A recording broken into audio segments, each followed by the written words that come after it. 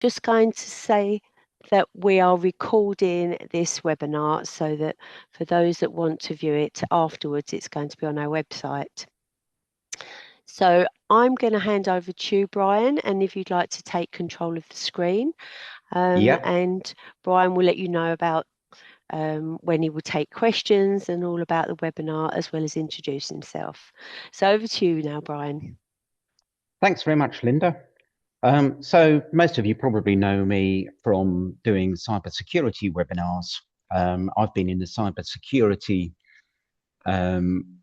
world since, well, too long ago to remember now. And I've seen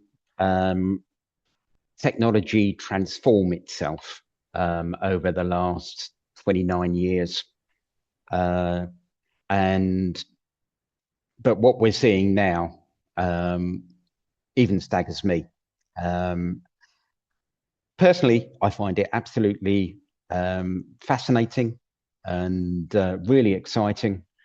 But obviously, for a lot of you, it raises questions. It raises fears and risks. And that's what this presentation is all about. So I'll just share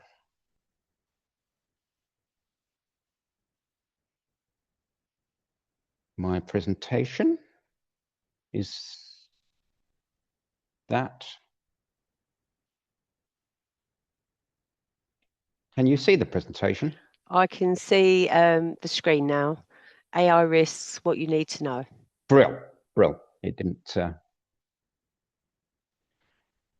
So AI is moving into business faster than any technology shift in the last 20 years. Most organizations did not adopt AI through a strategic program. It arrived quietly through everyday tools. The purpose of this session is not to discourage innovation, because that's how businesses grow. AI will clearly transform productivity. The goal today is to understand where risk quietly emerges and how organizations can manage it without slowing progress. So just a disclaimer there that we're not providing advice to you today, essentially. So what we'll be looking at is how AI arrived, the risk accountability gap, that you still own the risk, how AI is multiplying pressure, everyday risk vectors, the new threat landscape, how AI is driving cyber attacks, shadow AI, into the move from LLMs into agents, large language models into agents, bridging the governance gap to make sure that we're not using AI accidentally, but we've got informed oversight, and then practical actions for 2026.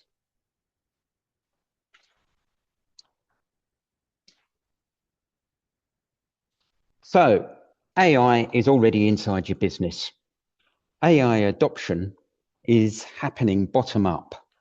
Employees use AI because it helps them move faster. Teams use it to summarize reports, draft proposals, generate marketing content, analyze spreadsheets, and write code. And yeah, that's how I'm using it in my business too. The challenge is not malicious behavior. The challenge is uncontrolled adoption and FOMO, the fear of missing out, which means leadership may not know which tools are being used, what data is being submitted, what decisions rely on AI output. That lack of visibility creates operational risk.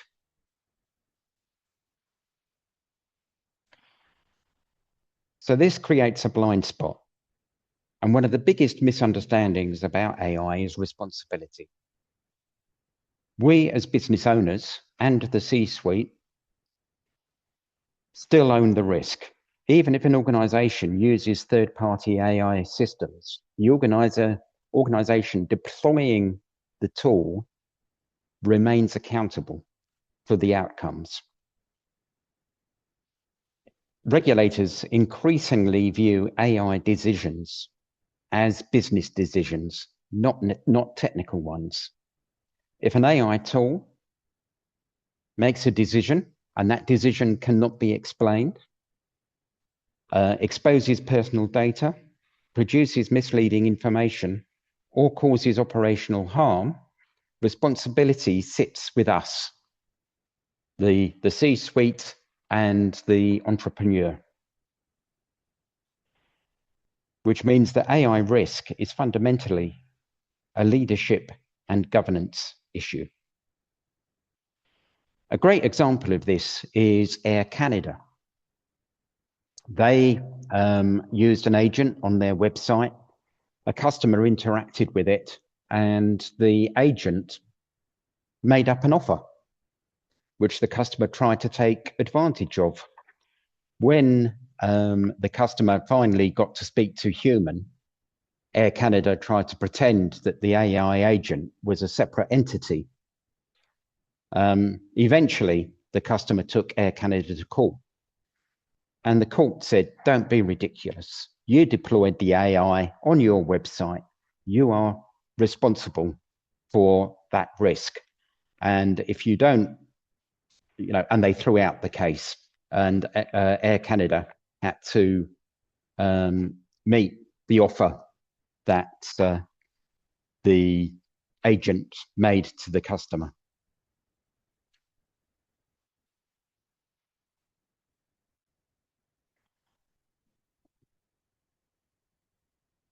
So AI is a pressure multiplier. A helpful way to understand AI risk is to think of it as a pressure multiplier. It increases the speed at which things happen. It increases the scale of impact when something goes wrong, and it introduces opacity into decision processes. This combination creates environments where small mistakes escalate quickly. And to maintain trust, we must be transparent and be able to explain how AI has made decisions.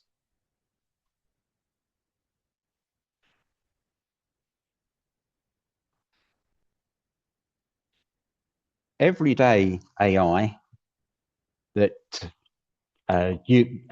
everyday AI use creates risk. So many organizations assume AI risk only appears when they deploy advanced AI systems. In reality, the most common risk arise from everyday behavior. Employees trying to work efficiently may paste sensitive information into AI tools. They may rely on AI-generated summaries without verifying accuracy. They may upload internal documents to obtain analysis. None of these actions are malicious, but they can introduce data exposure and intellectual property risks. And another great example of this is going back, 4 years now, when ChatGPT was launched. Samsung said to their employees, we're not going to take a subscription yet, but you're welcome to use ChatGPT.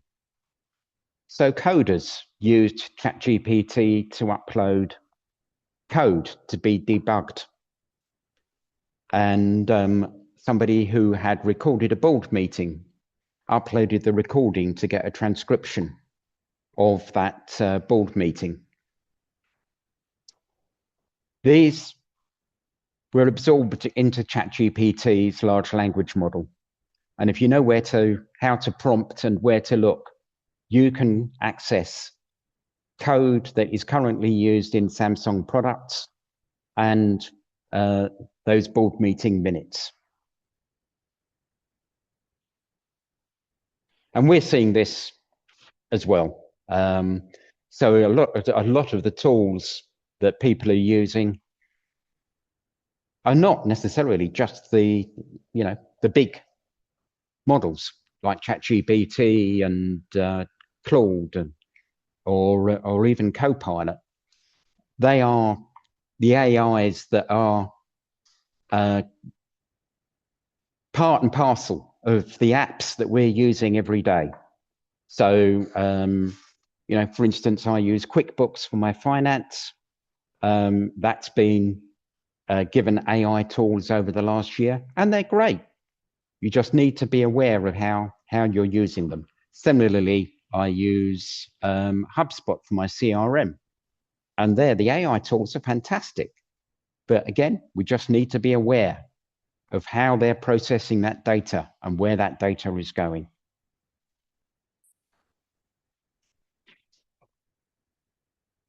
So the data risks.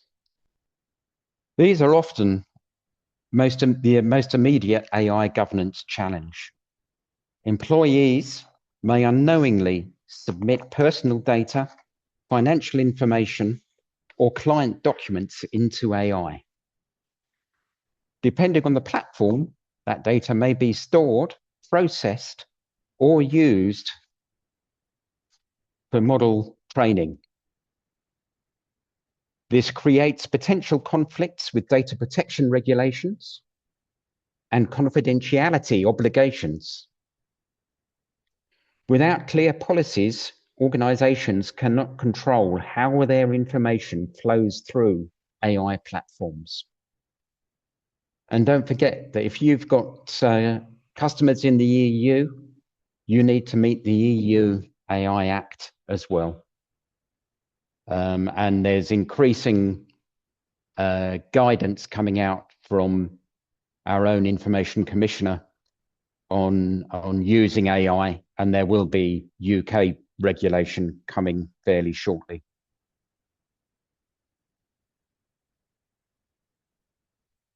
One of the most widely misunderstood AI behaviors is hallucination. AI models generate responses based on patterns, not verified facts. This means they can produce information that appears highly credible, but is completely incorrect. And there's been multiple well-publicized incidents of this. The most recent one I've seen has been in Australia, Deloitte, the big business advisory company, produced a 250-page report. Quite why these days they produced a 250-page report is another issue. But it turned out that this report was put together by a junior member of staff completely with AI, and it didn't go through the normal QA processes, which I'm well familiar with, and very surprised that Deloitte failed on this occasion. And this report was issued to the customer, and the customer just came back and said, "We've only read the executive summary, but it's totally useless to us. So everything's been made up by AI."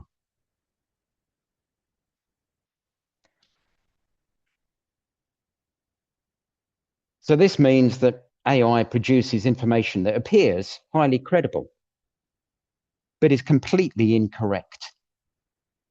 In low-risk contexts, this may be harmless, but in business environments, it can affect analysis, as I just demonstrated, decision-making, and client communication, which is why AI outputs must always be treated as draft intelligence rather than verified truth.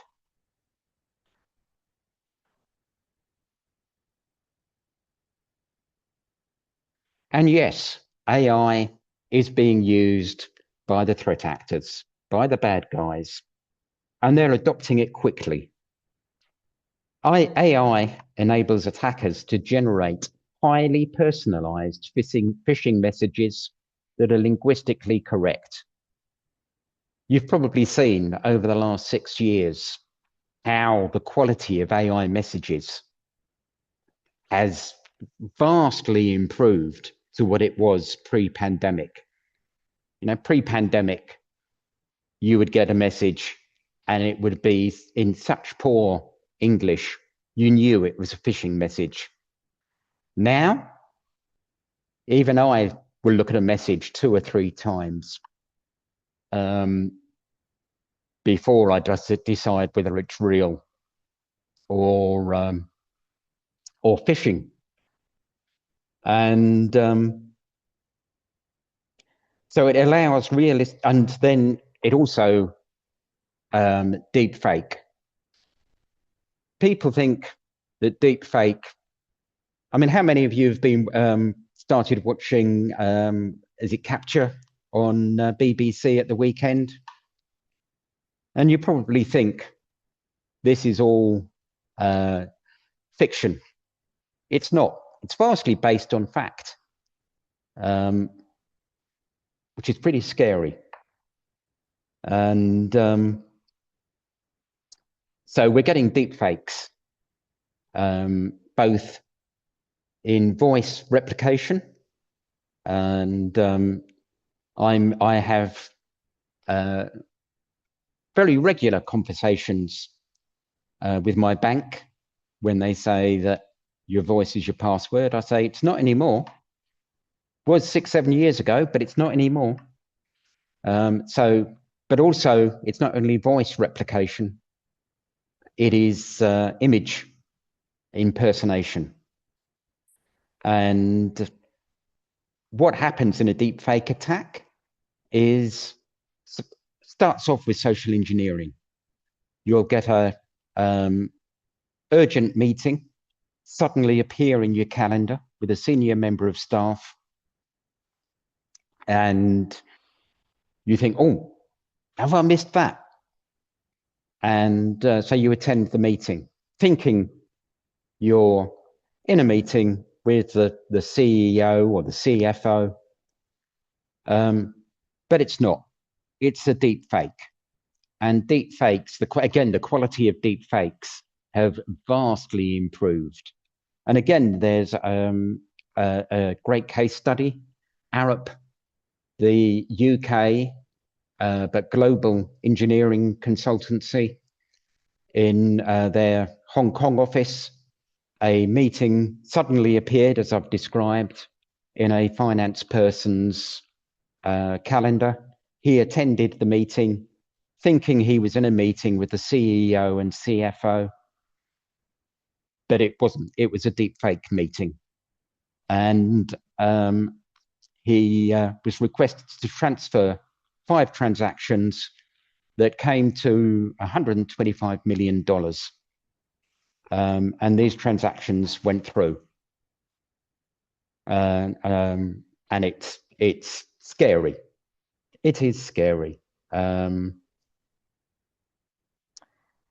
So yes, so that's the deep fakes and social engineering, and often the social engineering is automated at scale. And then with our own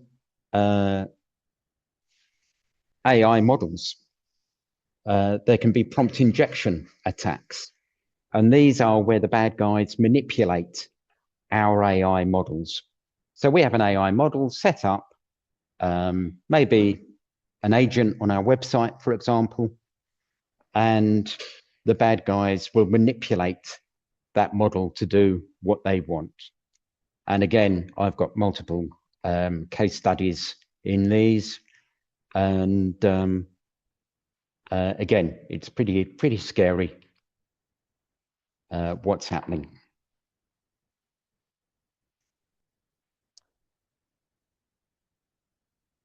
Returning back into our organizations, Shadow AI. Now, you're probably familiar with Shadow IT, and Shadow AI is rapidly becoming a major governance issue.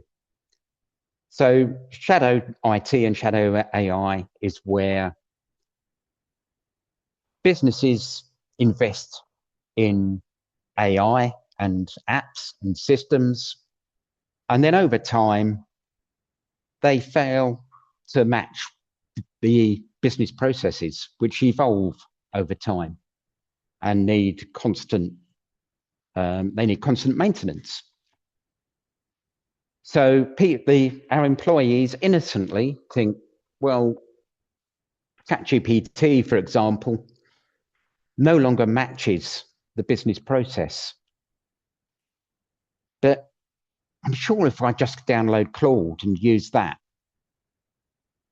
I know that will produce the output I'm looking for. And that's shadow AI, because we, as the controllers of AI, don't know that these are being downloaded. The tools are being adopted in excellent faith. Employees just want to make sure they're getting their job done. And it's increasing their productivity. However, these tools are without governance oversight, and they may be processing commercially sensitive and personally sensitive data without security review and without our visibility. And without visibility, we can't manage the risk. And then there's emerging AI risk. AI has evolved even since I started preparing this presentation. And for instance, in the last week or so, ChatGPT has launched Claude. And so not only is AI evolving from large language models, which help us with business processes, they're becoming autonomous AI agents, and which can perform tasks independently. They may schedule meetings, trigger financial transactions, launch marketing campaigns, or interact with customers. This introduces governance questions. Who supervises these systems? What controls exist when they make errors? And how quickly can the organizations intervene and manage the risk, the materializing risk? And I agreed a contract with a niche consultancy, AI consultancy, that has one of these operating in their organization, and they've recognized these risks, and we're going to we're doing a risk review of this organization so that they understand exactly how this AI agent is operating in their organization and making sure that they can manage the risk.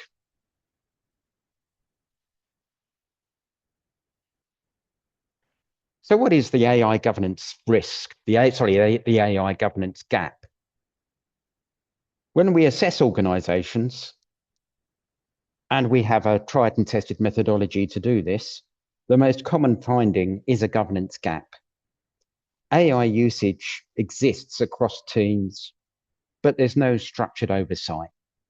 As I said at the start, AI was suddenly launched on the world, and it's crept into organizations, not necessarily through conscious adoption. And without governance, organizations cannot determine whether AI is being used safely, both for your customers, for your staff. And this is not about restricting innovation. As I said earlier, innovation is how our companies grow. It's about creating visibility and operationally appropriate control.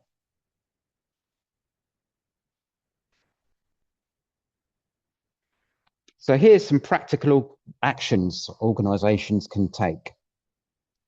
AI governance doesn't require complex frameworks. It begins with basic organizational discipline. So identify and understand where AI tools are used. This means you need to understand your business processes, and you need to document where AI is used and what AI models are used. Define acceptable practices and acceptable use and data handling so that you understand where that data is being taken and stored. Is it still within our control? Create clear accountability. So make sure AI is owned in your organizations, that people know who to ask questions about and that they're suitably skilled to answer those questions. Ensure employees understand how to use AI responsibly. And these steps create control while preserving innovation. And make sure that we differentiate, we classify the risk. Some risks will be low, some risks will be high of AI use.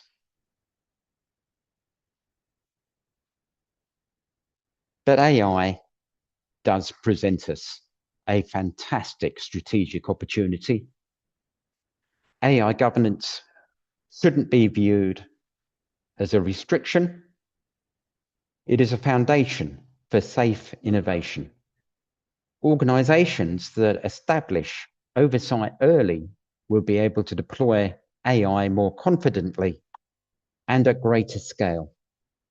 Those that ignore AI governance may face operational, regulatory, and reputational consequences. So a closing thought. AI will reshape how organizations operate. Responsible adoption requires leadership oversight. And organizations that combine innovation with governance will be the ones that benefit most from this technology. Thank you.